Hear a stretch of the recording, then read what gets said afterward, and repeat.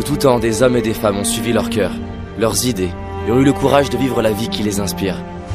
Ils ont parfois été critiqués, ils ont parfois été confrontés aux échecs, mais ils ont persévéré. Ils ont tout donné, et ont fini par réussir. Ils ont assumé ce qui était important pour eux. C'est ce qui fait qu'ils sont des héros. Pour certains, leurs visages sont connus, d'autres non. Et peut-être tu te demandes comment en rencontrer.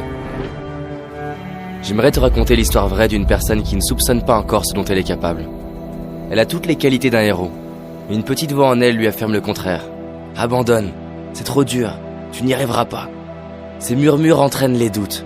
Ces doutes se transforment en une histoire que la personne finit par croire. Et l'histoire crée l'excuse parfaite pour abandonner. Pourtant, au fond d'elle, quelque chose lui dit que tout ça c'est faux. Au fond d'elle subsiste une flamme qui lui fait sentir que ses rêves sont encore possibles. Cette histoire, c'est la tienne. Cette personne, c'est toi. C'est moi. C'est en fait chacun d'entre nous. Nous avons tous cette flamme qui nous demande de vivre ce qui nous inspire. Il y a 13 ans, je me trouvais nul, inintéressant. J'avais l'impression que ceux qui réussissaient dû à la chance ou à des qualités de naissance. Je me disais, David, laisse tomber. T'auras jamais le couple que tu désires, le job de tes rêves, l'argent, la santé. T'auras jamais confiance en toi. Tu sauras jamais parler aux inconnus, et encore moins en public. Ce jour-là, je suis tombé sur une vidéo. J'ai vu un homme oser vivre ce qui l'inspire. Et j'ai réalisé que ça devait changer.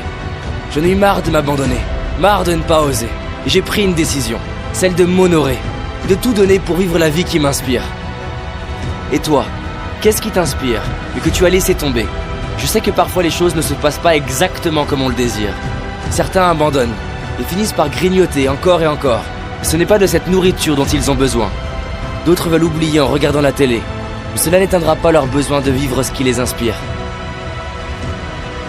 Peut-être que tu te dis, oui mais je suis fatigué, j'ai déjà essayé, j'en suis pas capable. C'est des conneries ça. C'est des conneries que la peur te murmure, et tu oses le croire. Combien de temps encore vas-tu laisser de la place à cette voix qui te limite? De quelle catégorie fais-tu partie?